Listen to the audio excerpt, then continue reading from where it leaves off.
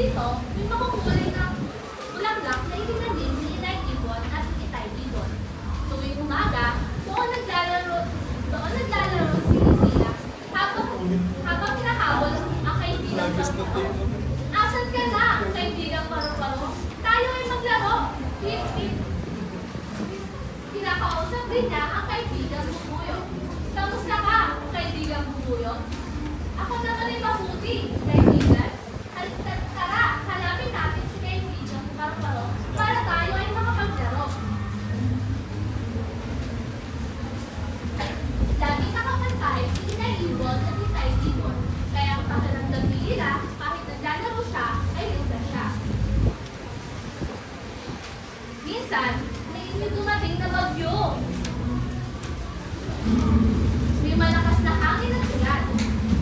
Ngunit, hindi natakot si Lila. Lumakad siya sa kanyang inay at inay. Huwag ka mag-alala, kundi Ibon. Bulong ni Itay Ibon. Narito kami upang protektahan ka. Ligtas ka sa ating tahanan. Dagdag ni Itay Ibon. Narinig ni Lila ang tibok ng puso ng kanyang inay at itay. Nakaramdam siya ng init at kapanatigan.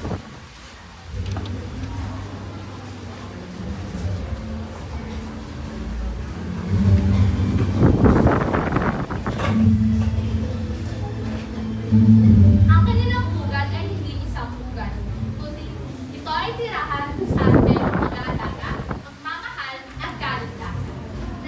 Natutunan ni Lila na bawat bata, katulad niya, ay may karapatan sa ligtas at masayang pamilya kasama ang magulang na nagmamahal at nag-aalaga sa kanya. Dahil dito, lumaki si Lila ng saya, matapang at puno ng pag-asa. Doon nagtatapos ang kwento ni Lila. Hanggang sa uli, paalam!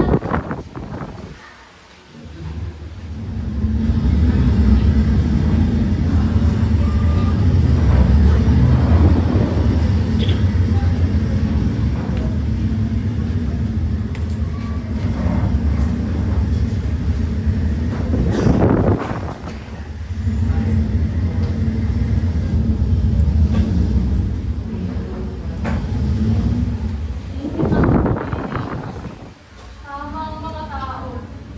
Di ko uulan hanggat may kurakot. Medyo man gusto na yun, mga rosas. Saglit lang ito, igigilid lamang. Pwede na yun, todo. Para lang.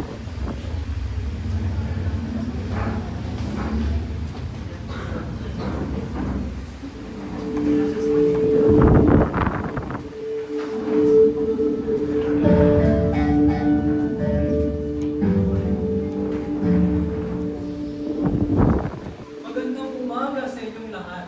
Ako si Timothy Garano ng BSHMPC. Ang mamagat ng aking pyesa ay Baghain ay Bakas ng Boses. Sa bawat pagpatak ng luhang kalubos-lubos, may salaysay ng mga hindi maidlip sa limot. Hindi ito sining para sa palakpak ng mga uwan. Natugma ang sadyang panghintablado. Ito'y palahaw ng pusong humihingi sa inyo ng katarungan. Sa katawan ng bansang ito, maraming sugat na binabansagang bunting issue lamang. Madaming bangkay ginagawang tunggalian. At madaming buhay sa katahimikan tinakas lang. Naalala mo ba si Jennifer Laude? Sa apat na sulok ng silid palikuran ang kanyang buhay at inigit siya na siningkihan. Itinimbang ang kanyang dangal laban sa gahong at kalupig. Tinawag na malagtayo ang kanyang pagkatao at ilabay kanyang pagkairal pa mismo ang mortal na kasalanan. Ang kanyang dugo ay hindi lang mansya tulad ng tubig.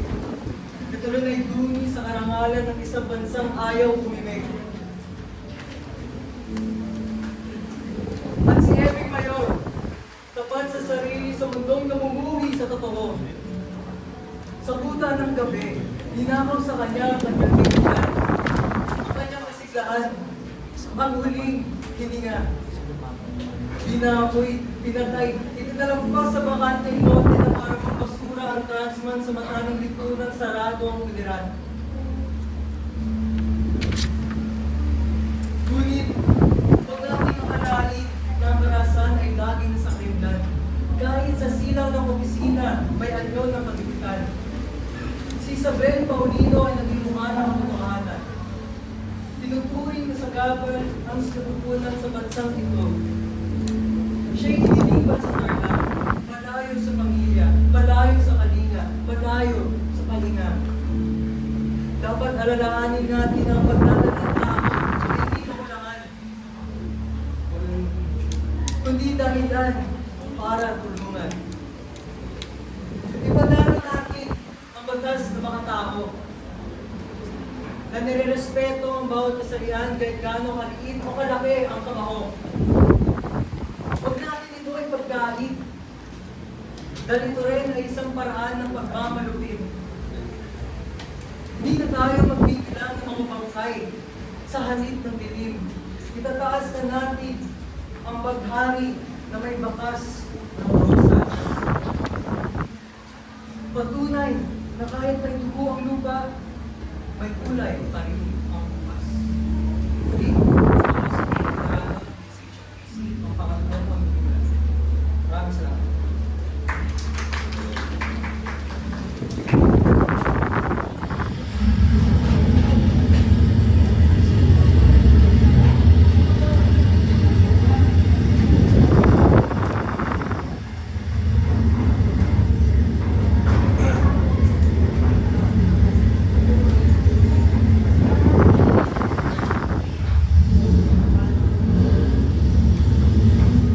Paaralan, sakay na. Ate, wala na siyang Oo, Aine. Lahat ba may karapatang mag-aral? Parang hindi naman nila binibigyang pansin yan. Ito po ang science ko. Yun na lang. Andito na tayo sa pangalan ng Bibit. Mga bata, mag-aral na.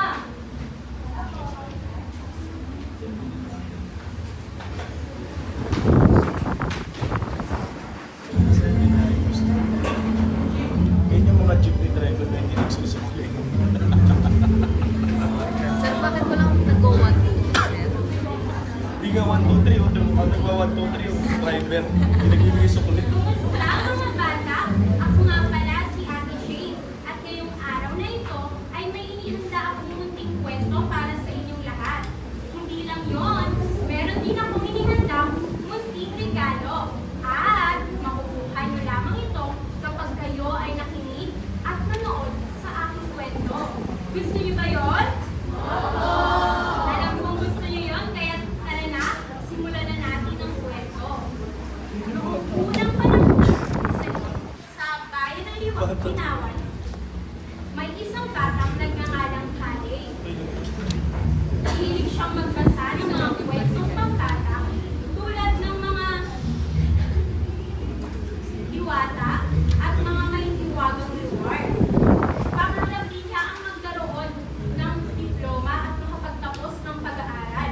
Ngunit isang araw ay nagkaroon ng malakas na bagyo sa kanilang lugar at natamaan ang kanilang bayan. Nasira ang kanilang mga kabahayan at pati na rin ang nag-iisang paaralan sa kanilang bayan.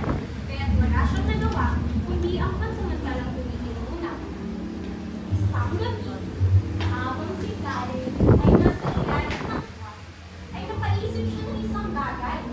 Sana ay makapag-aral ng makulit, malungkot at maganda.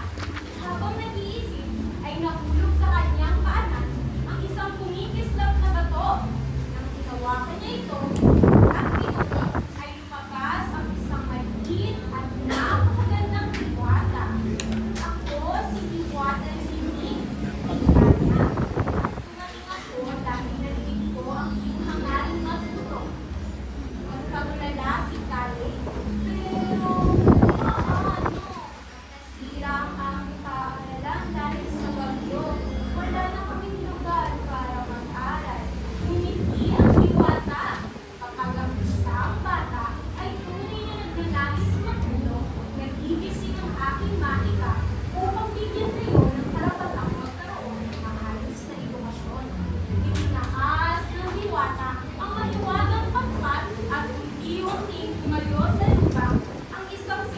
palad na yari sa kumikinang na bituin. Ang sahig ay tila ulan at ang dingding ay gawa sa dumating din ang ilang pang mga bata mula sa kanilang bayo na parang sinila ng liwanag ng sila ay napanganga sa ganda nito. Muli, ako si Diwata Lulingin, ang magiging guro ninyo. Dito sa maaari ng gawa sa bituin, ang bawat bata ay may karapatang matuto ng mga antas ng buhay at karanasan ang meron sila. Bumalik sa dati ang lahat. Araw-araw, natututo ang mga bata sa kanilang paaralan. Naging masaya ang kanilang pag-aaral. Ngunit isang araw, napansin ni Karen ang madalang na pagtipan sa klase ng kanyang mga kamag-aral. Napansin din niya ang unti-unting pagdilim ng paaralang gawa sa bituin. Dahil sa kuryusidad, ay tinanong ito sa Diwata. Diwata Lulingin, bakit po nangyayari ito? Humihina ang paaralan dahil may mga batang hindi makapasok. Wala silang gamit at nahihiya silang mag-aral. Paliwanag ni Diwata Lulingin. Dapat po silang balikan. Lahat tayo ay may karapatang magtuto. Kaya ginamit nila ang bituin na ulawan. Iutin sinagda ng liwanag nito ang mga bata na para sa pinilimbitahan silang muli sa pag-aaral. Pagbalik nila, ay muling Islam ang paaralang gawa sa bituin. Mas maliwanag kaysa pa sa dati. Kita mo, sabi ng Diwata. Kapag ang bawat bata ay binibigyan ng pagkakataong mag-aral, ay mas nagiging makulay ang mundo. Mula noon, araw-araw nang masaya ang pag-aaral sa paaralan. At si Kale, ang batang nangangarap lamang mag-aral, ay naging isang pinakamahusay na mag-aaral sa Yung stepping stone na yung at iba dyan nagtatapos para ang aking magkaroon. kwento. Dahil kayo ay nakinig at nanood sa aking kwento, ay ito ang aking munting regalo.